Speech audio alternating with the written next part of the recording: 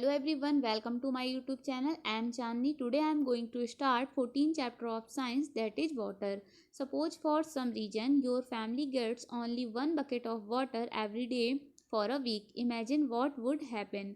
तो इसमें आपको बोला जा रहा है कि आपको इमेजिन करना है कि किसी रीजन की वजह से आपकी फैमिली को पूरे एक वीक के लिए केवल एक बकेट पानी ही दिया जा रहा है। तो आप इमेजिन करिए कि ऐसा आप कैसे कर पाओगे, एक बकेट पानी को आप किस तरीके से यूज कर पाओगे।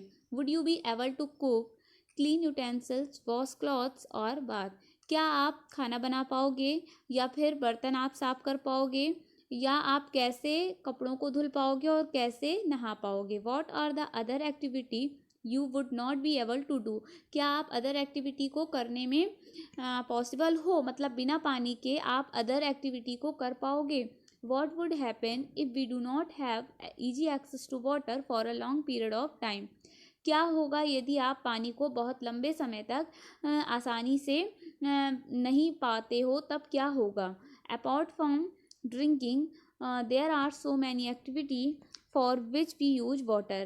जैसा कि हम लोग जानते हैं कि ड्रिंकिंग के अलावा ऐसी बहुत सारी ज़रूरतें होती हैं जो कि बिना पानी के पॉसिबल नहीं हैं। मतलब हमारी जितनी भी रिक्वायरमेंट हैं वो पानी से ही फुलफ़िल होती है। जैसे आपको खाना बनाने के लिए पानी चाहिए, नहाना धुलना है तो आपको पानी चाहिए, आपको घर में जितने भी काम हैं, पोछा वगैरह करना है, बर्तन धुलना है, मतलब जितनी भी एक्टिविटी आप दिन में करते हो आपको सबके लिए पानी की रिक्वायरमेंट होती है। Do you have an idea about the quantity of water we use in a single day. क्या आपको कोई आइडिया है कि आप एक दिन पे कितना अमाउंट ऑफ वाटर को आप यूज करते हैं। यहाँ पे देखिए इस फिगर पे बताया जा रहा है कि पानी की क्या क्या ज़रूरतें होती हैं। तो मतलब कहने का कि जितनी भी। नेक्स्ट है how much water do we use, कितना पानी हम लोग यूज करते हैं। तो यहाँ पे आपको एक टेबल बताई जा रही है और इस टेबल को आप लोगों को कंप्लीट करना है।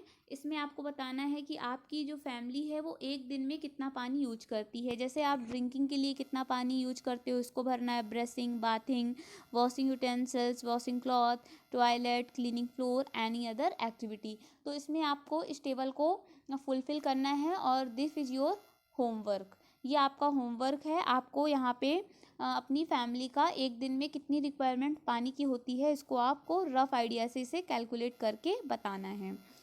फिर है इसमें you have listed a number of activity for which you use water. Do you think our water requirement is limited to activity like this. तो इसमें आपको बताया जा रहा है कि इतनी सारी एक्टिविटी में हम लोग कितना पानी यूज करते हैं, लेकिन क्या आप जानते हो कि जो वाटर रिक्वायरमेंट है वो हमारी मतलब जो एक्टिविटी है वो तो हम लोग अनलिमिटेड वाटर को यूज करते हैं, लेकिन जो वाटर है वो एक लिमिटेड अमाउंट में होता है। We use wheat, rice, pulse, vegetable and many other food item every day. We know that the sum of the fiber that we use for making fabric come from plant. Is water not needed to grow this?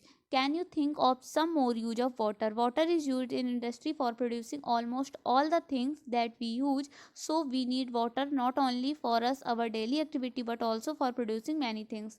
तो देखिए हम लोग जानते हैं कि हम लोग जो खाते पीते हैं, जैसे हम लोग व्हीट खाते हैं, राइस, पल्स, वेजिटेबल, अब ये सब आता कहाँ से है। ये सब प्लांट से आता है और प्लांट्स को बढ़ने के लिए पानी चाहिए है।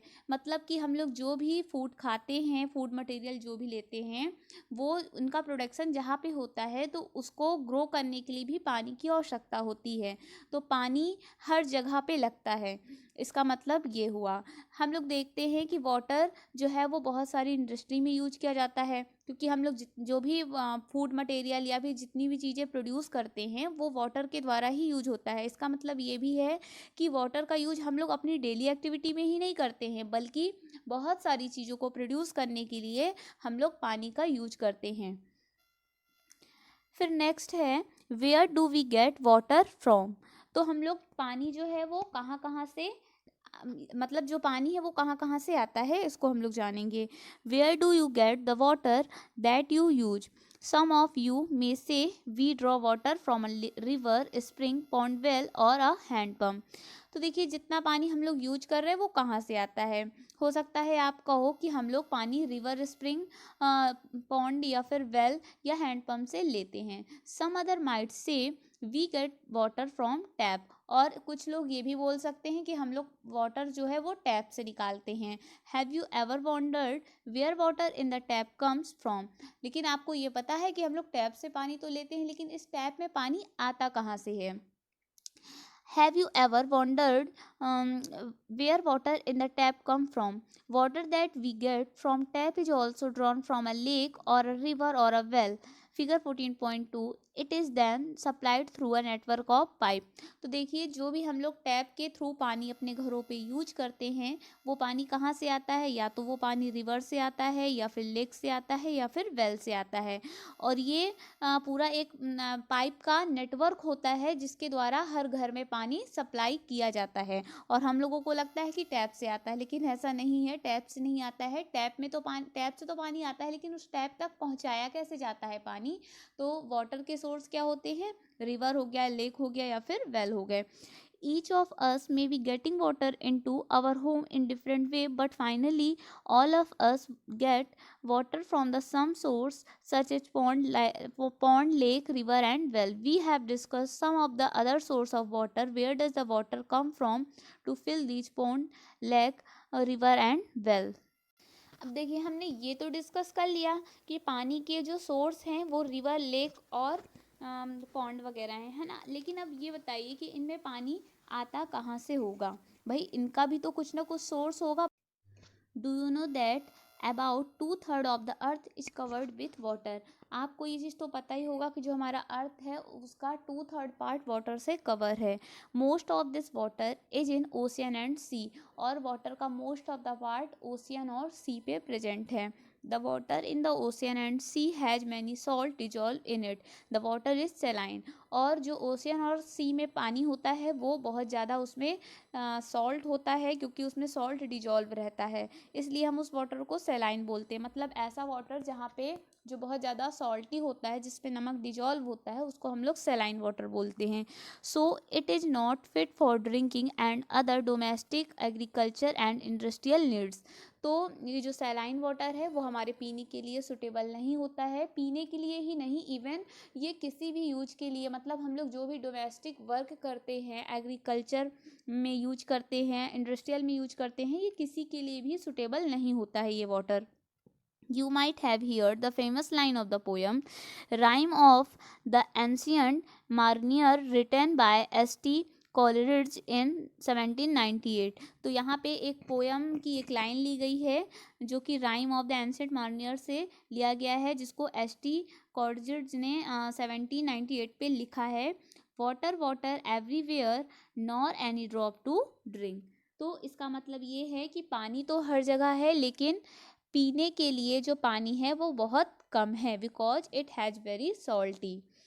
तो यही चीज़ है, यही एक रीज़न है कि हम लोग को बोला जाता है हमेशा कि हम लोगों को पानी जो है वो बहुत अच्छी तरीके से यूज करना चाहिए, क्योंकि यदि पानी को हम लोग बहुत ज़्यादा यूज करेंगे तो वो ख़त्म हो जाएगा। ख़त्म होने का रीज़न यही है कि हमारे अर्थ में पानी तो बहुत ज़्यादा है, लेकिन जो यूज करने लायक वाला पानी है वो बहुत कम है, क्योंकि जो मोस्ट ऑफ द वाटर है वो सी और ओशियन पे है, और वहाँ पे सेलाइन वाटर है, और सेलाइन वाटर को हम लोग यूज नहीं कर सकते हैं।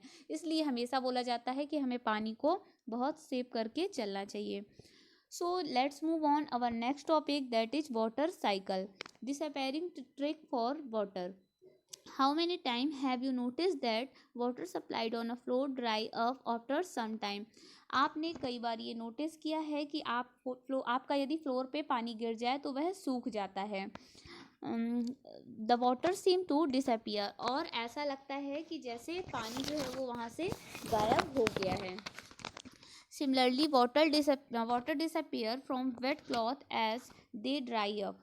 इसी तरीके से जब आप गीले कपड़ों को टांग देते हैं, ये देखिए यहाँ पे फिगर पे दिखाया जा रहा है, तो उसका पानी भी अचानक अपने आप सूख जाता है। Water from wet road, roof top and a few other places also disappear after the rains.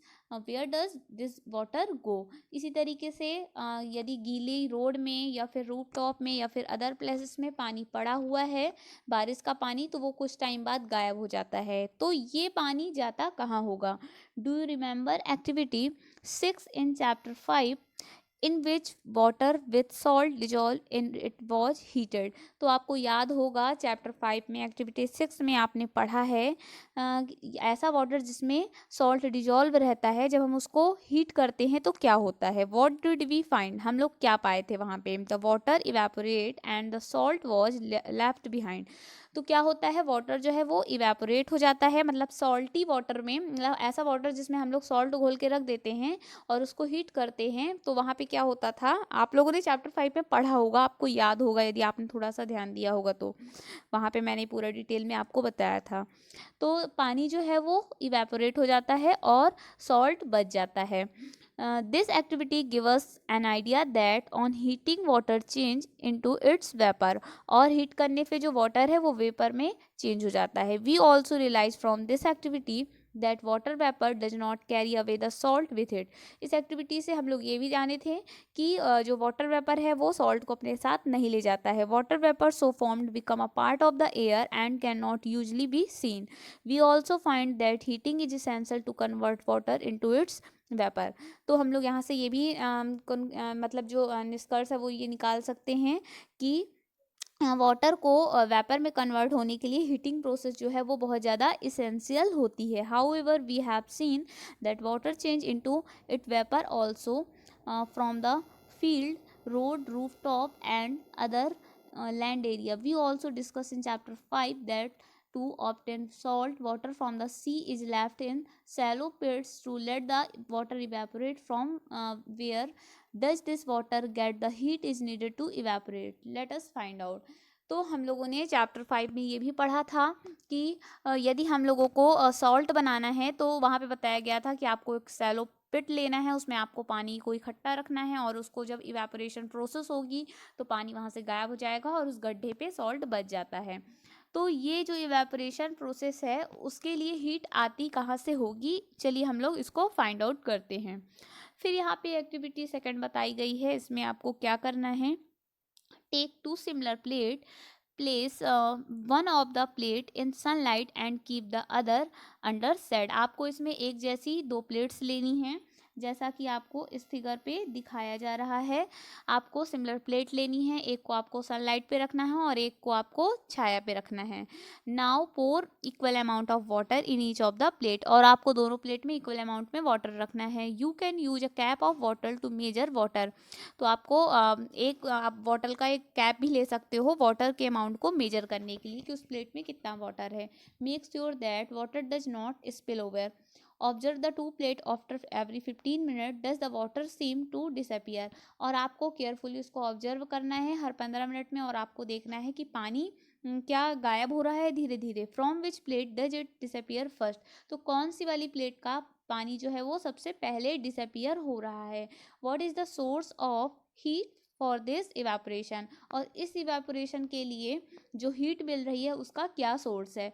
During the day time sunlight fall on the water in oceans river lake and the pond. तो day time पे क्या होता है, जो sunlight है वो water पे यानी ओशन रिवर और लेक के वाटर पे पड़ता है directly. The field and other land area also receive sunlight. अब देखिए जो सनलाइट है ऐसा तो नहीं होता है कि केवल वाटर वाले एरिया पे ही पड़ता हो, ऐसा नहीं है, जितना भी लैंड एरिया है जितना भी फील्ड है वहाँ पे भी सनलाइट पड़ता है। As a result water from all these place continuously change into vapour. तो क्या होता है इसका रिजल्ट, जो वाटर है वो धीरे धीरे वेपर फॉर्म पे चेंज होने लगता है। However the salt dissolve in the water are left behind. और इस तरीके से जो वाटर में घुला हुआ सॉल्ट है वो लास्ट में बचा रह जाता है, क्योंकि जो वाटर है वो इवेपोरेट होकर वेपर बन के उड़ जाता है। In activity second did you find that water also disappear from the plate kept in the set. तो आपने ये देखा कि जो फर्स्ट वाली प्लेट जिसको हमने सनलाइट पे रखा था उसका पानी तो धीरे धीरे गायब हो गया, लेकिन कुछ टाइम बाद हम देखते हैं कि जो हमारी सेकंड वाली प्लेट है जो छाया पे रखी हुई है उसका भी पानी धीरे धीरे गायब होने लगता है। दो it could have taken more time, लेकिन थोड़ा सा समय ज़्यादा लगता है। Does the heat from the sunlight is here. तो जो हीट है वो सनलाइट की यहाँ तक क्या पहुँच पा रही है। Yes, during the day time all the air surrounding us gate heated. अभी मैंने बताया कि जो सनलाइट है वो ऐसा नहीं है कि केवल वाटर में पड़ता हो, जितना भी लैंड एरिया है, फील्ड है, सब जगह पड़ता है। तो वही चीज़ यहाँ पे हो रहा है कि जब पूरी सराउंडिंग में सनलाइट पड़ती है तो जो एयर है वो गर्म हो जाती है। This warm air provide heat for evaporation of water in the sad. तो जो सैड में हमारी जो प्लेट रखी है, तो वो जो गर्म हवा है वो हीट प्रोवाइड कर रही है, और जिसके जिसके कारण क्या हो रहा है, जो प्लेट हमारी साइड में रखी है उसका पानी इवेपोरेट हो रहा है। Thus evaporation take place from all open surface of the water. As a result water vapour get continuously added to air. However evaporation of water is a slow process. जो water की evaporation process है वो थोड़ा सा slow होती है। That is why we rarely notice its loss from a bucket full of water. आपने ये बहुत कम रियरली ही नोटिस किया होगा कि यदि आप बकेट में फुल वाटर रख दें तो वो धीरे धीरे कम होने लगता है, लेकिन बहुत रेयरली, क्योंकि जो इवेपोरेशन प्रोसेस होती है वो थोड़ा सा कम होती है। In sunlight evaporation take place faster, और सनलाइट की प्रेजेंस में जो इवेपोरेशन प्रोसेस है वो थोड़ा सा फास्टर होती है due to comparison of shaded.